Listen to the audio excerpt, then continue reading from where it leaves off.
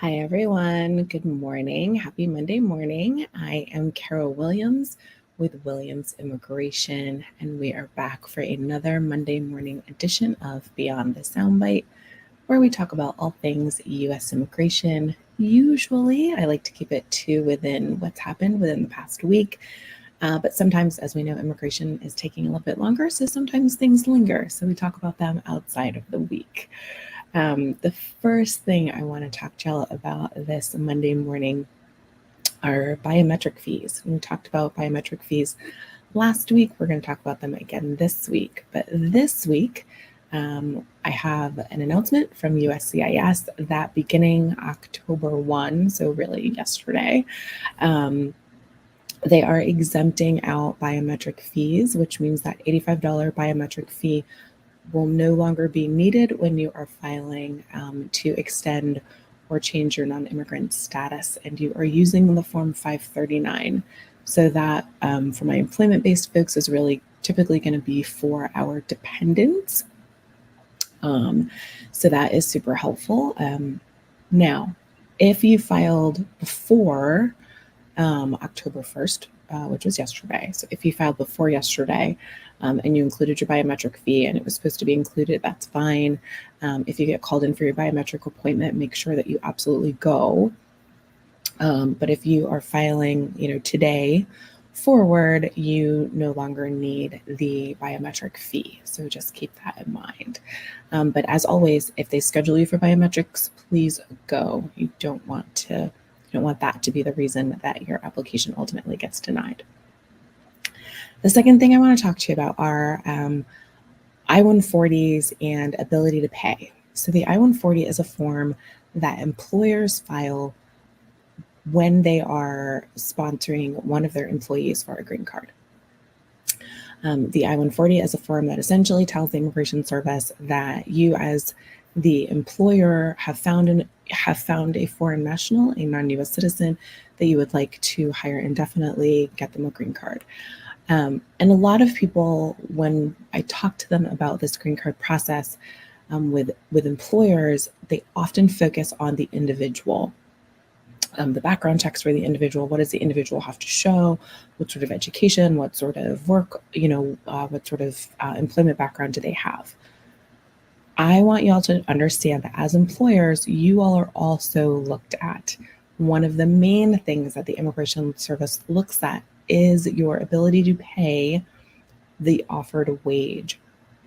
So as part of that green card application, for companies and businesses, you all are going to have to show that the company is able to pay the wage offered. So how do we show that? If you are currently already paying the wage offered, the individual's pay stubs are going to be the best source of evidence. But we will, sometimes we'll also include federal tax returns, like I said, pay stubs, and then we can also get into other company financial documents that we can submit to the Immigration Service to show that y'all can pay the wage. But I did want to make that part of today's update because I've spoken with a few employers last week, and this was a question and something that I wanted to make sure that you all knew. So as a company, if you are sponsoring one of your employees for a green card, we will need to show that the company has the ability to pay the wage offered. So keep that in mind. The next thing I want to talk to y'all about is a very new announcement that came out of the White House, Department of Homeland Security, as well as Department of State, and that is that by the end of November, individuals from Israel will be eligible for ESTA, which means they will be part of the visa waiver program. The visa waiver program, as you may know, allows individuals to come into the United States, but they don't need a visa. So that means they don't have to go to a U.S. consulate overseas, apply for a visa, and get that big sticker, that big visa in their passport.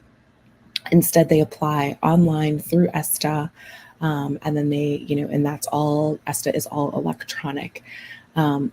So we are looking at the end of November when that system actually updates, and when citizens and nationals of Israel should be able to, by the end of November, go into that ESTA system online, and apply for ESTA, get that approved, and then come into the US without getting a tourist visa. So I will keep you up to date as that moves its way through the system. Hopefully there will not be any glitches that I will have to report on, but if there are, I will certainly let you know. The next thing I want to talk to y'all about is the diversity visa lottery. So that lottery, it's a registration, it's a lottery. It opens up October 4th and closes November 7th.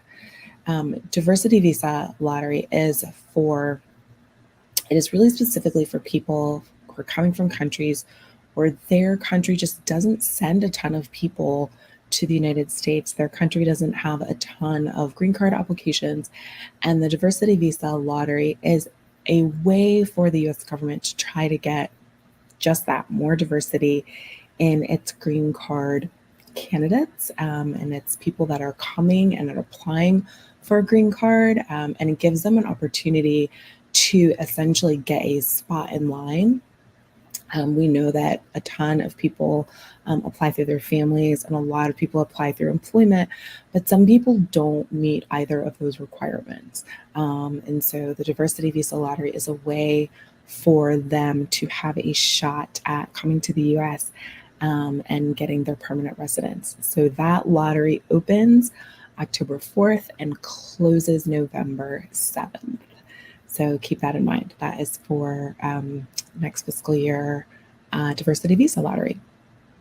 And the last thing I want to talk to y'all about this morning is another national interest waiver tip. So we know that the national interest waiver is a way to obtain a green card. It is a second preference category, which means that you ideally will have a master's degree, but we have certainly talked about ways that you can qualify for a national interest waiver if you don't have a master's degree. But it is a second preference category, so that does mean that it kind of defaults to individuals that have a master's degree. And the other criteria are that your proposed endeavor has substantial merit and national importance to the United States, and that you are well positioned, that you are fully capable of moving forward with your proposed endeavor once the green card is issued. And the third, that on balance, it is beneficial for the United States to waive the usual EB2 second preference category requirements, those being a job offer, meaning that you have an employer to sponsor you, and going through the labor certification process, which means working with the Department of Labor and advertising for the position and making sure that there are no current US citizen or green card holders that are qualified for the role. So the tip I have today is based on a question that I got last week when I was speaking with someone about the national interest waiver. And their question was, can people who don't know me write support letters for my national interest waiver application?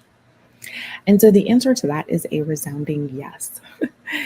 It is always wonderful, I think, when I'm putting together national interest waiver applications, to have support letters from individuals within your industry who may not know you personally, but because of the high caliber of your work and your ideas and your thoughts and what you are doing in the industry, and what you want to continue to do in the industry, they know of your work, they know of your reputation, and they follow your work. Maybe they've even cited your work or used it as, as the foundation or a part of their own work within the industry.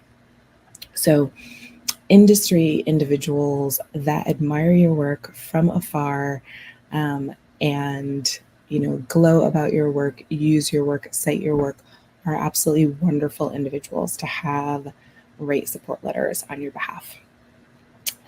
So if you have any questions about your immigration case or national interest waiver, you're filing, you're trying to sponsor one of your employees, or you're not quite sure how this whole ability to pay situation works, feel free to reach out to my office. We're happy to get you a consultation and start working with you.